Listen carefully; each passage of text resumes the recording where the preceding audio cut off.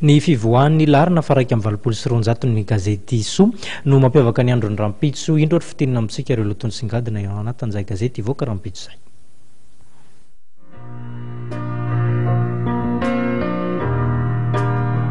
I was her, she was me. Ny fitafiana vita amin'ny lamba jersey ary koa ny karazana kavina antsoina hoe Urskofs no lamaody eto ny soa amintsika amin'ity laharana ity.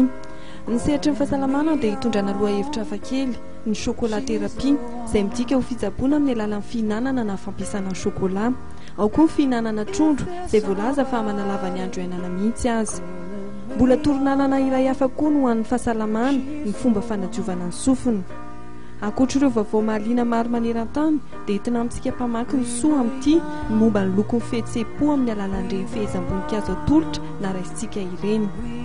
Lohahevitra iray lehibe eto ny soa ihany koa ny fahalalam-pomba rehefa amin'ny magazay na koa amin'ireny trano fandraisam-bahiny samihafa ireny.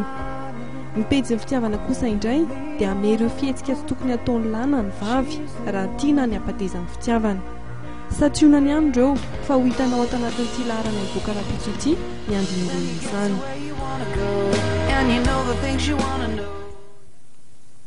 Raha fitinina fohy kosa ny fampahalalam-baovao tomboky lasa tomboky vavy dia tafakatra 200 ireo fikambana politika sy antoko politika indray anjara ao anatin'ilay dinika savaranando karakarain'ny FFKM manomboka Rampitso. Farany reto tomboky lasa tomboky vavy ny fampahalalam-baovaontsika ianao ny tokantrano ny sorana nanaraka izany hatramin'ny farany ho amin'ny Rampitso valora indray ny fotoanantsika filoma tompoko.